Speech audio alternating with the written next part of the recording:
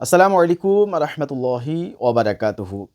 دوستو، مولانا عبدالحبیب صاحب کا ایک بیان ہے، اللہ تعالیٰ کے نزدیک عزت والا کون ہے؟ چلیے اس بیان کو پہلے سنتے ہیں، اس کے بعد چرچا کرتے ہیں۔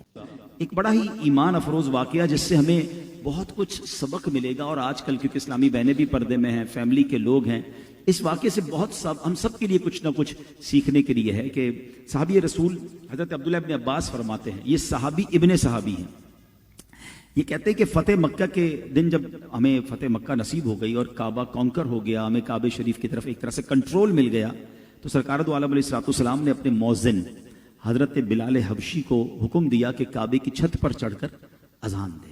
اب یہ بڑا کمال کا منظر تھا کہ بڑے بڑے صحابہ موجود تھے، بڑے بڑے سردار موجود تھے، بہت مالدار لوگ بھی موجود تھے، مگر یہ شرف کسے ملا کہ پیارے آقا نے فرمایا حضرت بلال کو کہ کعبے کی چھت پہ جائیں اور وہاں جا کے اذان دیں۔ آپ حبشہ سے تعلق رکھتے تھے، پہلے غلامی کی بھی زندگی گزاری تھی، بہت غربت بھی تھی، اور اب بھی نبی پاک کی غلامی میں ہی تھے، آقا کے صحابیت میں تھے، موزنی کا کام کرتے تھے۔ تو اب کیا ہوا، جب کعبے کی چھت پر ان کو جب دیکھا نا مکے کے سرداروں نے، تو ان کے خلاف ان کے بارے میں نازیبہ گفتگو شروع کر دی۔ اس کی مطلب معاذ اللہ، مطلب ان کی حیثیت غریب آدمی ہے اور ان کو کعبے کی چھت پر چڑھا دیا گیا، ہم اتنے بڑے بڑے سردار ہیں۔ تو جو ان کو کہنا تھا انہوں نے اپنے انداز سے معاذ اللہ کچھ باتیں کی۔ تو اب حضرت جبریل امین بارگاہ رسول پاک علیہ السلام میں حاضر ہوئے اور نبی پاک کو سب بتایا کہ یہ لوگ اس طرح کی باتیں کر رہے ہیں حضرت بلال کے بارے میں۔ تو نبی پاک نے ان سب کو بلایا اور غیب کی خبر دیتے ہوئے فرمایا کہ تم لوگوں نے اس طرح کی باتیں کی ہیں؟ تو انہوں نے ایکسیپٹ کیا کہ ہاں حضور، ہم نے ایسی باتیں کی ہیں۔ تو نبی پاک علیہ السلام نے 26ویں پارے کی سورہ حجرات، یہ جو سورہ حجرات کی یہ آیت ہے نا، یہ ایگزیکٹلی اسی وقت نازل ہوئی ہے۔ سورہ حجرات کی آیت نمبر 26 نازل ہوئی اور پیارے آقا علیہ السلام نے وہ آیت ان کے سامنے پھر تلاوت فرمائی۔ اللہ پاک فرماتا ہے، یا ایھا الناس انا خلقناکم من ذکر و انثی وجعلناکم شعوبا وقبائل لتعارفوا ان اکرمکم عند اللہ اتقاکم ان اللہ علیم خبیر۔ قرآن کی اس آیت کا ترجمہ سنیے گا۔ اللہ فرماتا ہے، اے لوگوں، ہم نے تمہیں ایک مرد اور ایک عورت سے پیدا فرمایا اور تمہیں شاخیں اور قبیلے کیا کہ آپس میں پہچان رکھو، بے شک اللہ کے یہاں تم سب میں زیادہ عزت والا وہ ہے جو تم میں زیادہ پرہیزگار ہے۔ ہاں، یہ فارمولہ آج یاد کر لیں، ان اکرمکم عند اللہ اتقاکم۔ اللہ کے نزدیک عزت والا کون ہے؟ جو زیادہ تقوی والا ہے، زیادہ پرہیزگار ہے۔ ان اللہ علیم خبیر، فرمایا اور اللہ جاننے والا، خبردار ہے۔ علامہ قرطبی رحمۃ اللہ تعالی علیہ اس آیت کے تحت فرماتے ہیں، اس آیت سے اللہ پاک نے اہل مکہ کو نسب پر فخر کرنے، مال کی کثرت چاہنے، غریبوں کا مذاق اڑانے پر گویا ڈانٹا اور بتا دیا کہ سب انسان حضرت آدم و حوا کی اولاد ہیں، اور فضیلت کا معیار رنگ پر، مال پر، نسب پر، خاندان پر نہیں ہے۔ اگر فضیلت کا کوئی معیار ہے، کوئی کیٹیگرائز کرنا ہے کسی کو، تو یہ دیکھنا ہے کہ وہ اللہ کے کتنا قریب ہے، وہ تقوی میں کتنا آگے ہے، وہ نیکی اور پرہیزگاری میں کتنا آگے ہے۔ آج اگر اس آیت پر، اس واقعے پر ہم غور کریں تو ہمارا کیا حال ہے؟ ہم نے کیٹیگرائز نہیں کیا ہوا۔ ہمارے نزدیک تو جناب عزت والا ہی وہی ہے جس کے پاس پیسے زیادہ ہیں۔ ہم تو مان ہی اس کو زیادہ دیتے ہیں کہ جس کی گاڑی بڑی ہو۔ ہم تو جناب دوستی بھی اس سے کرتے ہیں کہ جس کے جناب بہت زیادہ چاہنے والے ہوں۔ ہم تو 3-4 چیزوں کو دیکھ کے دیوانے ہو جاتے ہیں۔ جناب فالوورز بہت ہیں، مشہور بہت ہے، چاہنے والے اس کے بہت ہیں، اچھا جناب پیسہ بہت ہے، اس کی جاہو جلال بڑا ہے، اس کے تعلقات بہت ہیں۔ نہیں جناب، عزت والا اللہ کی بارگاہ میں وہ ہے جو تقوی والا ہے، جو پرہیزگاری والا ہے۔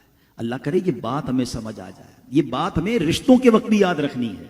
شادیاں کرتے ہیں نا، ماشاءاللہ مجھے بڑی خوشی ہوئی جب ہمارے عرفان بھائی نے بتایا کہ جس بچے کی ماشاءاللہ شادی ہے، یہ عالم دین ماشاءاللہ بن رہے ہیں، حافظ قرآن بھی غالباً ہیں، سبحان اللہ۔ اور کیا چاہیے، میں ان کے والد صاحب جیسا خوش نصیب آدمی کون ہوگا کہ بیٹا جو ہے وہ حافظ بھی ہو، عالم دین بھی ہو۔ تو یہ ہم نارملی جب رشتے بھی کرنے جا رہے ہوتے، بھائی بہت بڑے خاندان سے رشتہ آیا، بڑے پیسے والے، اور مزہ آ گیا، ہم اتنا انجوائے کر رہے ہوتے ہیں۔ کبھی یہ چیک کیا کہ اللہ کے نزدیک ان کا مرتبہ اور مقام کیا ہے؟ پیسے بہت کماتا ہے، اس پر انجوائے کرنے والوں یہ بھی تو پوچھ لو پیسے کدھر سے کماتا ہے؟ حلال کماتا ہے یا حرام کماتا ہے؟ بہت بڑا خاندان ہے، یہ کوئی کمال نہیں ہے۔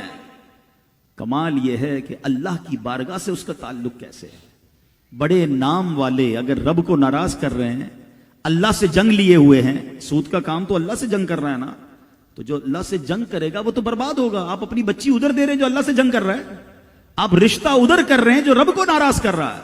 اور میں صرف رشتے کی بات نہیں کرتا, ہم اپنے دوستوں کو دیکھیں, ہم اپنی گیدرنگز کو دیکھیں, اپنے تعلقات کو دیکھیں, اور آج یاد کر لو اللہ کے نزدیک عزت والا وہ ہے جو پرہیزگار ہے. زیادہ پرہیزگار زیادہ عزت والا. اللہ کرے نیکوکاروں سے دوستی کا ذہن بن جائے. یار یہ تہجد گزار ہے, اس کے تھوڑا قریب ہو جاؤں, یہ سچا ہے میں اس کے قریب ہو جاؤں, یہ دین کا کام کرنے والا ہے میں اس کے قریب, تاکہ اس کی برکتیں مجھے ملے. میں تو چاہتا ہوں کارڈ اس کو دوں کہ جس کے تعلقات بڑے ہیں, اس کے موبائل میں میرا نمبر چلا جائے, تب ذرا مزہ آئے گا. ارے بھائی میرا میسج ڈائریکٹ اس کو جاتا ہے.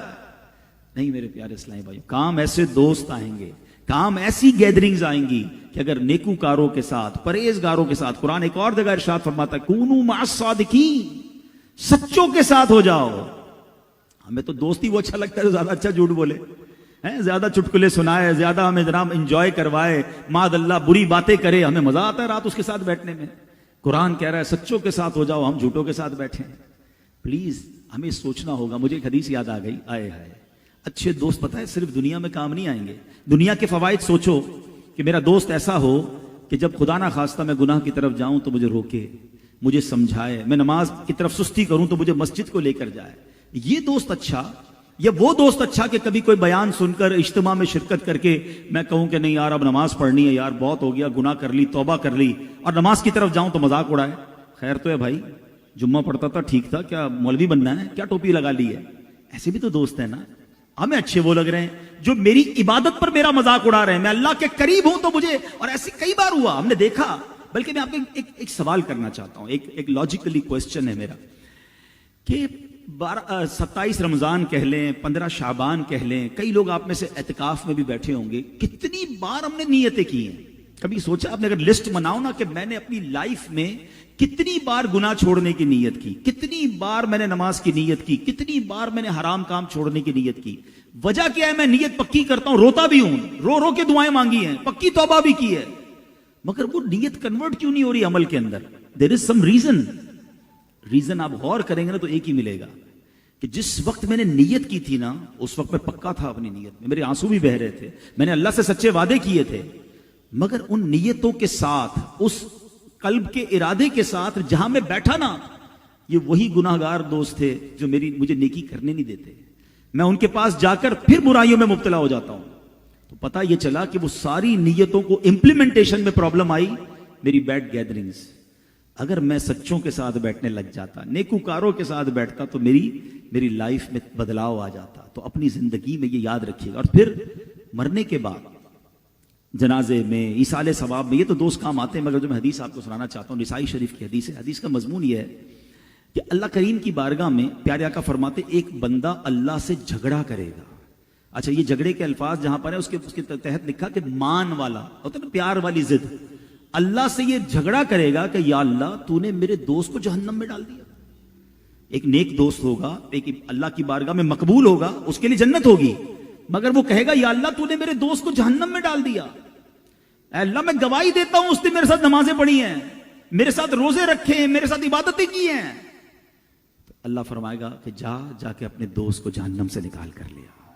وہ دوست جہنم میں جا کر اپنے اس گناہگار جس کے لیے جہنم کا حکم دے دیا گیا ہوگا, اس کا ہاتھ پکڑے گا اور اس کو جہنم سے نکال کر جنت میں لے جائے گا. یقین کریں جب میں نے یہ حدیث پڑھی تھی نا, میں سوچنے لگا یار زندگی میں کوئی ایک دوست تو ایسا بنا لوں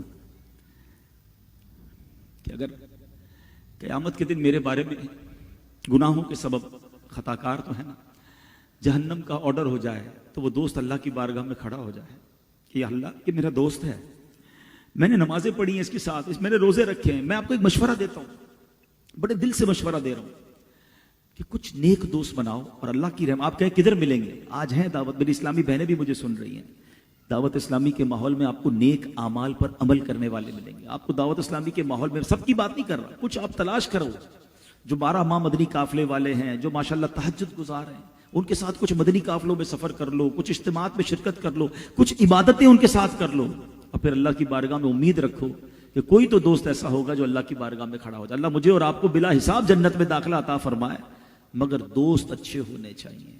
تو یہ اس حدیث سے مجھے اور آپ کو سبق ملتا ہے کہ جو دنیا داروں کے پیچھے بھاگنے کا شوق ہوتا ہے نا، اور ان سے دوستی پر فخر محسوس ہوتا ہے، مزہ یہ آئے کہ کاش مجھے یہ خوشی ہو کہ میرے عالم دین سے دوستی ہے، میں مفتی صاحب سے قریب ہوں، میں کسی نیکوکار ایک تہجد گزار عبادت گزار کے قریب ہوں، درود پاک پڑھنے والے کے قریب ہوں۔ اور آپ دیکھ لیں، آپ کو اس کا تجربہ بھی ہوا ہوگا کہ جب بھی آپ کسی ایسی محفل میں جائیں جہاں عشق رسول میں لوگ آنسو بہائیں، آپ کے آنسو بہنا شروع ہو جائیں گے۔ آپ باہر بیٹھے نہیں بہتے، کیوں بہ رہے ہیں؟